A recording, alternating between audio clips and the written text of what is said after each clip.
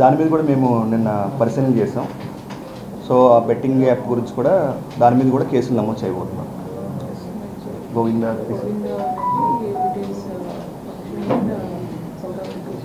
అదే ఇంకా మన డీటెయిల్స్ దర్యాప్తు అయింది. డీటెయిల్స్ తర్వాత మేము ఇస్తాం. సంబంధం ఏమో ఏ విధమైన సంబంధం లేదు. డేటా మీకు ఇస్తాం. అంతే ఇస్తాం మేము డేటా. సో ఇంకొకటి ఏంటంటే అందరికీ ఒక విజ్ఞప్తి ఏంటంటే, ఇంకా ఇప్పుడు సైబర్ స్పేస్ అనేది చాలా కలుషితం అవుతుంది. అంటే రకరకాల వ్యక్తులు దాంట్లోని దూషణలు చేయడం, అదేవిధంగా అశ్లీలంగా ప్రవర్తించడం ఇవన్నీ జరుగుతున్నాయి. సో యువత అంతా కూడా కొంచెం అప్రమత్తంగా ఉండాలి. సైబర్ స్పేస్లో మేము చాలా కేసులు నమోదు చేస్తున్నాం. అందరూ తెలుసుకోవాల్సిన విషయం ఏంటంటే, ఇంకా మనకి ఒక అశ్లీల పదజాలం దాంట్లో ఉపయోగించినప్పుడు మీరు డిజిటల్ ఎవిడెన్స్ వదులుతున్నారు. దాంట్లో మనం రోడ్డు మీద వెళ్ళేటప్పుడు మనం ఎవరినో తిట్టాం, ఇంటికి వెళ్ళిపోయాం, దానికి ఎవిడెన్స్ ఎక్కడ రికార్డ్ అవ్వకపోవచ్చు. కానీ డిజిటల్ కంటెంట్లో ఎవిడెన్స్ అంతా కూడా రికార్డ్ అయిపోతుంది. మీరు 10 సంవత్సరాల తర్వాత అయినా 50 సంవత్సరాల తర్వాత మీ ఎవిడెన్స్ అలాగే ఉంటుంది. సో యువత తెలిసి తెలియక, లేదంటే ఇంకా తెలిసే ఎవరి మీద అభిమానంతోనో ఇంకో రకంగా దాంట్లో మన భావజాలం మీద మనం ప్రేమను పెంచుకొని ఇలా చేయడం వల్ల మనకి ఏమవుతుందంటే, ఇంకా వాళ్ళు డిజిటల్ ఎవిడెన్స్, చాలా డిజిటల్ ఎవిడెన్స్ మనకు దొరుకుతుంది. ఇప్పుడు సిఐడి కూడా మేము చాలా సైబర్ కమాండోస్ అనేవన్నీ కూడా ట్రైనింగ్ తీసుకుంటున్నాం. చాలా సైబర్ క్రైమ్లో ఇన్వెస్టిగేషన్ కూడా చాలా బలోపేతం చేస్తున్నాం. సో భవిష్యత్తులోని ఈ క్రైమ్ ఏవైతే మీ మధ్యకాలంలో సోషల్ మీడియా రకరకాల కేసులు నమోదైనయో, వాళ్ళ ఎవిడెన్స్తో వాళ్ళకి కన్విక్షన్స్ వచ్చే అవకాశం, శిక్షలు పడే అవకాశం చాలా ఎక్కువ ఉంటుంది. సో వాళ్ళు దయచేసి అందరూ కూడా గుర్తుపెట్టుకోండి. యువతీ యువకులు ముఖ్యంగా ఏదైనా మీకు వచ్చింది, ఒక వీడియో వచ్చింది, దానికి కామెంట్ చేసేటప్పుడు అశ్లీలంగా మీరు కామెంట్ చేసినా, ఇంకొకటి చేసినా సరే సైబర్ స్పేస్లో ఆ ఎవిడెన్స్ ద్వారా మీరు కూడా నేరస్తులయ్యే అవకాశం ఉంటుంది. వాటికి దూరంగా ఉండండి. మీ భవిష్యత్తు, మీ పిల్లల భవిష్యత్తు, మీ తల్లిదండ్రుల భవిష్యత్తు, వీళ్ళందరి గురించి ఆలోచించండి. సైబర్ స్పేస్ని మనం క్లీన్ చేసుకోవాల్సిన అవసరం వచ్చింది మనకి. ఇప్పుడు నేను ఐజీ ఈగల్, అదేవిధంగా సైబర్ సెక్యూరిటీ ఇన్ఛార్జ్ కింద ఉన్నాను. సో 2 ఎడిక్షన్స్తో మనం సఫర్ అవుతున్నాం సొసైటీలో. ఒకటి డ్రగ్స్ సంబంధించిన ఎడిక్షన్స్, దానికి డీల్ చేస్తున్నాం. అదేవిధంగా సైబర్ చూస్తే ఇంకా సైబర్ ఎడిక్షన్ కూడా మనం చాలా జాగ్రత్తగా గమనించాలి. ఎక్కువ మంది మనం చూస్తుంటే ఇంకా ఎక్కువ గంటలు యువత కూడా దాంట్లోనే ఉంటున్నారు. దాంట్లో ఉండడం వల్ల రకరకాల ఆలోచనలు, చెడు ఆలోచనలు ఏమైనా వస్తాయి.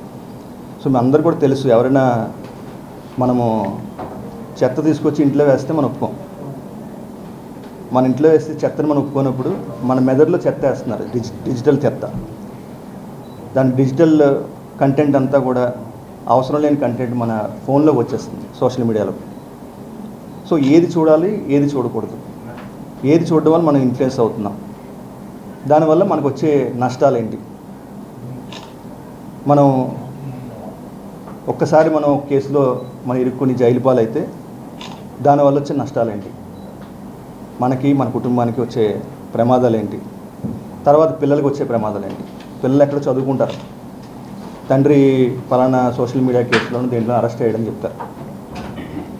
అతను ఒక 10 రోజులకు 15 రోజులకు బెయిల్లో రావచ్చు బయటికి. కానీ ఆ పిల్లల మానసిక పరిస్థితి, ఇవన్నీ మనం అర్థం చేసుకోవాలి. సో సోషల్ మీడియా ఉపయోగించేటప్పుడు చాలా జాగ్రత్తలు తీసుకోవాలి. దాంట్లోని ఆ స్పేస్ని మనం చాలా జాగ్రత్తగా ఉపయోగించాలి. పొరపాటును కూడా మీరు అశ్లీల పదజాలం కానీ, ఒకరిని దూషించడం కానీ, ఒక కుటుంబ సభ్యులు కానీ, ఇంకోళ్ళు కానీ, ఎవరైనా కావచ్చు అది, సో చేయడం కానీ చేయకూడదని మేము ప్రత్యేకంగా విజ్ఞప్తి చేస్తున్నాం. అదేవిధంగా అటువంటి నేరాలు జరిగినప్పుడు దయచేసి 1930కి సమాచారం ఇవ్వాలి. అదేవిధంగా మీ అందరికీ తెలుసు, గత కొంతకాలంగా మనకి డిజిటల్ అరెస్ట్ అని ఇటువంటివి కూడా జరుగుతున్నాయి. అదేవిధంగా సైబర్ ఫ్రాడ్ చాలా జరుగుతున్నాయి, ఓటీపీ ఫ్రాడ్ జరుగుతున్నాయి, ఇన్వెస్ట్మెంట్ ఫ్రాడ్స్ అని కొన్ని వస్తున్నాయి.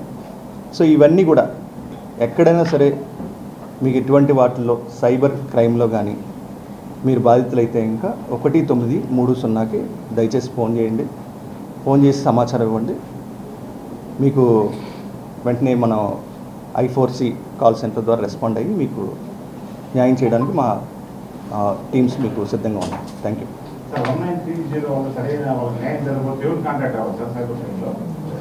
అంటే 1930లో మనము వచ్చిన వెంటనే అది మళ్ళీ పోలీస్ స్టేషన్కి మనం పంపించడం జరుగుతుంది. దాని కంటెంట్ అంతా కూడా మనం స్క్రూటినైజ్ చేస్తాము. చేసిన తర్వాత జరుగుద్ది. సో మీరు 1930 మీకు సంప్రదించండి. ఎక్కడైనా ఎవరైనా సరే అటువంటి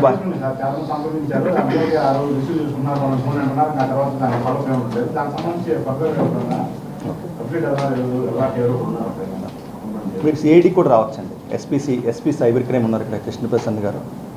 సో అట్లాగే I4Cలో ఎక్కడైనా మేము కంప్లైంట్ ఇచ్చాము కానీ చర్యలు లేవు, ఎఫ్ఐఆర్ లేదు అని ఎట్లనే ఉంటే ఇంకా మాకు సంప్రదించండి. సిఐడికి విభాగానికి రావచ్చు. We will take care of that. యాక్చువల్గా హెడ్ ఆఫీస్ వాస్తవం ప్రాక్టికల్గా ఏమవుతుందంటే మామూలు కేసుల కన్నా సైబర్ కేసులు పెరిగింది ఓవరాల్ స్టేట్లో చూస్తే. గ్రౌండ్ లెవెల్లో సైబర్ ప్రత్యేకమైన స్టేషన్లు ఇంతవరకు ఇవ్వలేదు. ఏదైనా కూడా ఏమంటున్నారంటే స్టేషన్కి వెళ్తేనేమో ఎస్పీ ఆఫీస్కి వెళ్ళండి లేదా 1930 చేయమంటున్నారు. 1930లోకి ఏమో డైలీ వేలలో వచ్చేప్పుడు వాళ్ళు ఓకే రిసీవ్ చేసుకుంటున్నారు కానీ తర్వాత ప్రోగ్రెస్ దాని గురించి అప్డేట్ ఇచ్చే పరిస్థితి లేదు. అందుకోసం ఇప్పుడు పరిశీలిస్తాం. మీరు రమ్మన్నారు, మీరు మామూలు రోజులు వచ్చి చూడండి. కామన్ మ్యాన్గా సిడీకి వస్తే లోపలికి వచ్చి దానికి రిప్లై చెప్పే పరిస్థితి లేదు. ఎందుకంటే వాళ్ళకుండే వర్క్ 1930 కూడా ఎలా పనిచేస్తుంది, దాంట్లో ఇలా మీరు చెప్పినట్టుగా ఏమైనా బాధితులు ఉంటే మేము దాన్ని పరిశీలిస్తాం. స్టేషన్స్ కూడా ప్రతి జిల్లాగా ఒకటి ఏర్పాటు చేస్తున్నారు. అది కూడా ఇప్పుడు ప్రోగ్రెస్లో ఉందండి. 26 జిల్లాల్లో 26 సైబర్ క్రైమ్ పోలీస్ స్టేషన్స్ అవ్వాలని ప్రపోజల్స్ ఆల్రెడీ గవర్నమెంట్కి వెళ్ళిపోయినాయి. ఇప్పుడు మనకి అది స్పీడప్ చేస్తాం.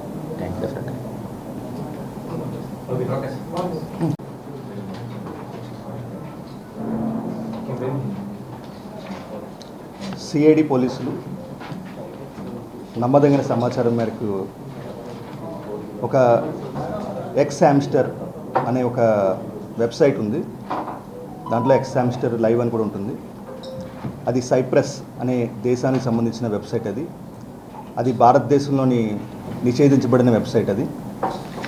దాంట్లోని లైవ్ కంటెంట్ అంటే అడల్ట్ కంటెంట్ వీళ్ళు ప్రొడ్యూస్ చేయడం, ఆ వెబ్సైట్కి దాన్ని వీళ్ళు సప్లై చేయడం, దాని ద్వారా క్రిప్టో కరెన్సీ ద్వారా నగదు సంపాదించడం.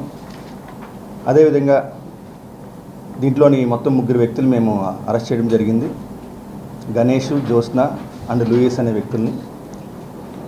వీళ్ళు అడల్ట్ కంటెంట్ స్వచ్ఛందంగా వాళ్ళకి సప్లై చేయడం వల్ల, అదేవిధంగా క్రిప్టో కరెన్సీ ద్వారా వాటి ద్వారా కూడా డబ్బులు సేకరించడం జరిగింది.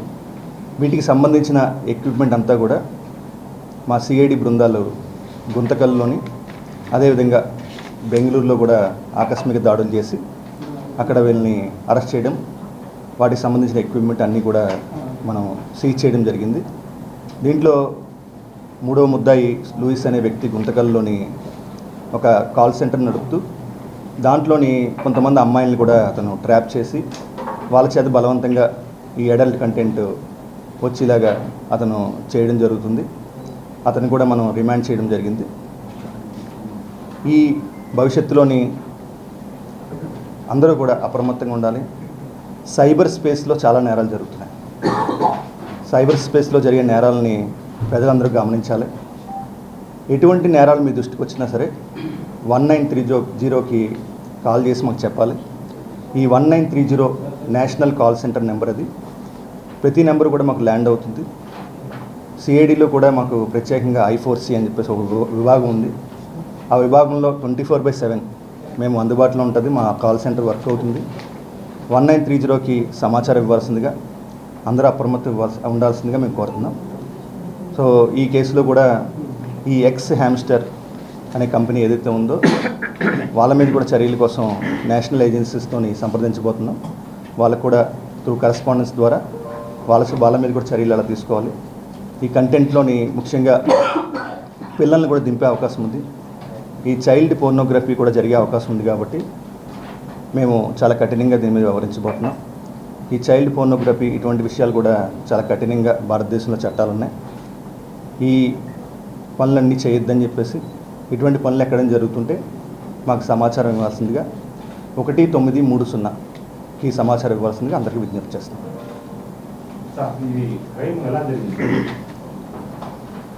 మీకు ఎక్స్ హామ్స్టర్ అని ఒక వెబ్సైట్ ఉంటుంది. దాంట్లో వీళ్ళు ఏం చేస్తారంటే ఇంకా మనకి ఆ వెబ్సైట్లో మనం చూసినప్పుడు నిషేధించబడింది. కానీ కొన్ని యూఆర్ఎల్ ద్వారా వీళ్ళు తెచ్చుకుంటున్నారు, అది వేరే వేరే విధానం ద్వారా. దాంట్లో మనకి లైవ్ అనే ఒక ఆప్షన్ ఉంటుంది. ఆ లైవ్లోని అడల్ట్ కంటెంట్ అంటే ఇంకా మీకు అర్థమై ఉంటుంది. అశ్లీలమైన చిత్రాలు కానీ, దృశ్యాలు కానీ, వీడియోస్ కానీ వీళ్ళు లైవ్లో చూపిస్తే ఇంకా వీళ్ళకి కొన్ని పాయింట్స్ వస్తాయి. ఆ పాయింట్స్ని వాళ్ళు క్రిప్టో కరెన్సీ అంటే బిట్ కాయిన్ కానీ ఇంకా ఇతరత్ర మార్గాలు ఉన్నాయి, వాటి ద్వారా వీళ్ళు సపోజ్కి కొన్ని పాయింట్లు సంపాదించిన తర్వాత ఆ సైప్రస్ బేస్డ్ కంపెనీ, ఆ దేశ కంపెనీ ఏం చేస్తుందంటే ఇంకా ఒక 50% వాళ్ళ కమిషనింగ్ తీసుకుని మిగతా 50% వీళ్ళకి ఇవ్వడం జరుగుతుంది. సో అట్లాగే వీళ్ళు ఆ కంటెంట్ డెవలప్ చేయడం, అమాయకమైన అమ్మాయిలను కూడా ఈ వృత్తిలోకి దింపడం, ఇవన్నీ చేస్తున్నారు. సో సిఐడి పోలీసులు నమ్మదగిన సమాచారం మేరకు చాలా బ్యాక్గ్రౌండ్ చెక్ చేసి ఈ 2 ప్లేసుల్లోని గుంతకల్లోని బెంగళూరులో కూడా ఈ ముఠాన్ని మనం బ్రేక్ చేయడం జరిగింది. లోకల్ పోలీస్కి సహాయం తీసుకోవడం జరిగింది. అక్కడ కూడా మనం ట్రాన్సిట్ వారెంట్ తీసుకుని వాళ్ళని ఇక్కడ ఈరోజు కోర్టులో ప్రొడ్యూస్ చేయడం జరుగుతుంది. ఉన్నారు, కొంతమంది ఉన్నారు, ఇంకా అది దర్యాప్తు నడుస్తుంది. బాధితుల వివరాలు మనం పూర్తిగా మనం బయట చెప్పలేము. సో బాధితులు అయితే ఉన్నారు కొంతమంది. మీరు లోతుగా విచారణ చేశారు. ఈ నేపథ్యంలో దాదాపు ఈ దీనికి ఎప్పటి నుంచి పాల్పడ్డారు, ఎప్పటి నుంచి ఇది మోటివ్గా ఇది కొనసాగుతుంది? అంటే గత 1-2 సంవత్సరాల నుంచి వీళ్ళు యాక్టివ్గా చేస్తున్నారు. అంతకుముందు కూడా వీళ్ళకి ఆలోచనలు ఉన్నాయి. సో మాకున్న సమాచారం ప్రకారం 1-2 సంవత్సరాల నుంచి కూడా కొంతమంది వీళ్ళు చేస్తున్నారని మాకు సమాచారం. మీ విచారణలో భాగంగా ఇప్పుడు 2 సంవత్సరాల నుంచి కూడా ఇది కొనసాగుతుందని మీరే చెబుతున్నారు. మీ విచారణలో తేలిందంటున్నారు. ఇప్పటివరకు ఎంతవరకు వీళ్ళు అమౌంట్ చేశారు, అమౌంట్ ఎంత వచ్చి ఉందని? అంటే వీళ్ళు సుమారుగా బెంగళూరుకు సంబంధించిన వాళ్ళు సుమారుగా 16 లక్షలు సంపాదించామని చెప్తున్నారు. కానీ ఇంకా దర్యాప్తు ఇంకా కొనసాగుతుంది కాబట్టి ఇంకా ఎక్కువ అమౌంట్ అయినా సంపాదించారని కూడా మనం వివరాలు సేకరించాలి. అదేవిధంగా గుంతకల్లో లూయిస్ అనే వ్యక్తి సుమారుగా 11 లక్షలు సంపాదించినట్టు తెలుస్తుంది.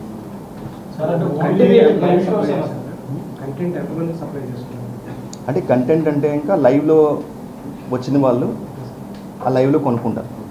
దానికి ఇట్ డిపెండ్స్, వాళ్ళు వారంలోని ఎన్ని గంటలు పని చేస్తారని దాని మీద కంటెంట్ ఉంటుంది. Subscription based.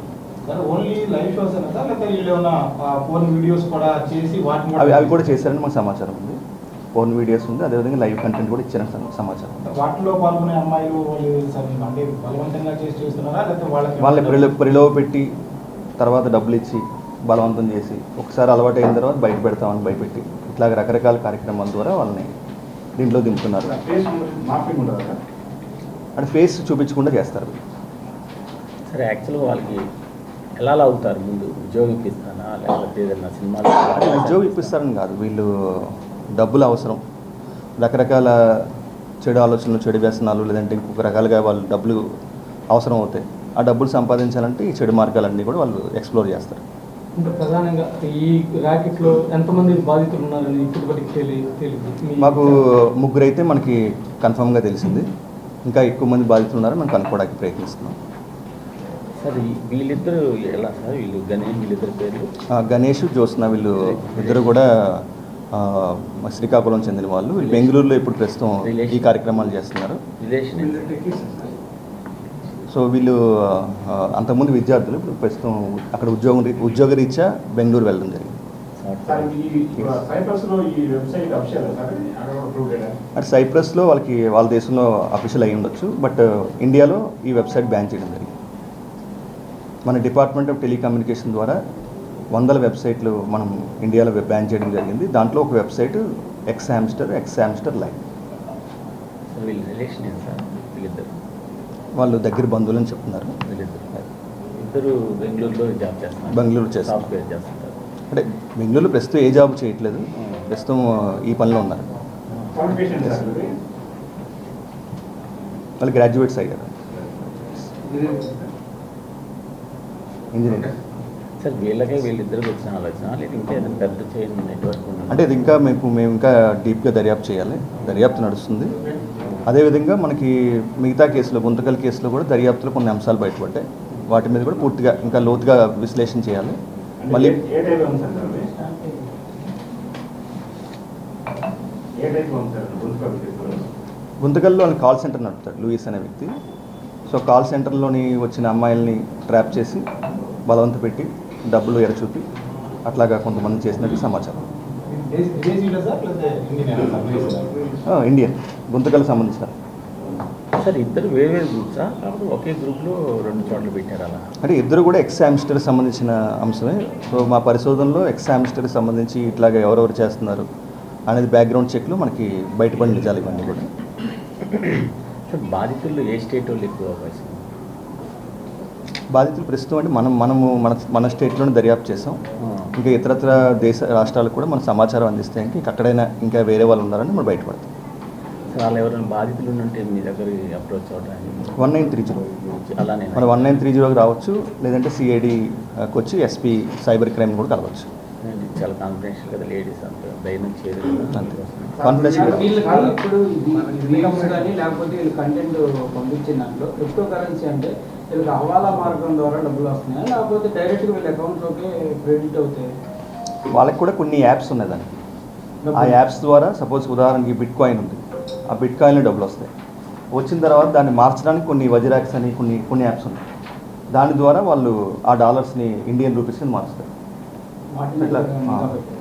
సో వాటి మీద మనం చూస్తున్నాం. మొత్తం ఇప్పుడు ఈ కేసులో ఎక్స్ హామ్స్టర్ లైవ్తో పాటు వజిరాక్స్ ఇట్లా ఏదైతే క్రిప్టో కరెన్సీలో దుర్వినియోగం అవుతుందో దాని మీద కూడా మనం దర్యాప్తులో కొంచెం లోతుగా వెళ్ళబోతున్నాం. వీళ్ళు ఇప్పుడు ఏదైనా ఒక గ్రూప్ వాట్సాప్ గ్రూపులు మెయింటైన్ చేయడం కానీ అలా ఏమైనా చేస్తారు? అది కూడా మనం ప్రయత్నం చేస్తాం. సార్ ఇప్పుడు దీంట్లో క్రైమ్లో ఆ బాధిత మహిళలు పాల్గొన్నారని డైరెక్ట్ వీళ్ళు దగ్గరికి వెళ్తే ఉన్నా ఎక్కడి నుంచి ఆన్లైన్ కాంటాక్ట్ చేసినా కూడా అదే బాధిత మహిళలు బాధిత మహిళలు ఆ లూయిస్ అనే వ్యక్తే మనకి అతను ట్రాప్ చేస్తూ ఉంటాడు కొంతమంది. ఒక ఆన్లైన్లో ద్వారా ఏముంది సార్? అది ఆన్లైన్లో లైవ్ పెడతారు. ఆ లైవ్కి ఎక్విప్మెంట్ అంతా ఉంటుంది. వాళ్ళ కెమెరాస్ ఉంటాయి, ఫ్లాష్ లైట్స్ ఉంటాయి, మొత్తం ఒక స్టూడియో టైప్లో పెట్టుకుంటారు. ఆ లైవ్ ఆన్ చేసి ఆ లైవ్లో వీళ్ళు న్యూడ్ కంటెంట్ లైవ్లో చూపిస్తాం ఎలా జరుగుతుంది. బాధిత మహిళలు అటు వీళ్ళంటారా? బాధిత మహిళలు వీళ్ళ దగ్గరికి వెళ్ళాలా? బాధిత మహిళలు వీళ్ళ దగ్గరికి వెళ్తారు, వెళ్ళాల్సింది. ఆ స్టూడియోలో చేస్తారు ఇదంతా కూడా.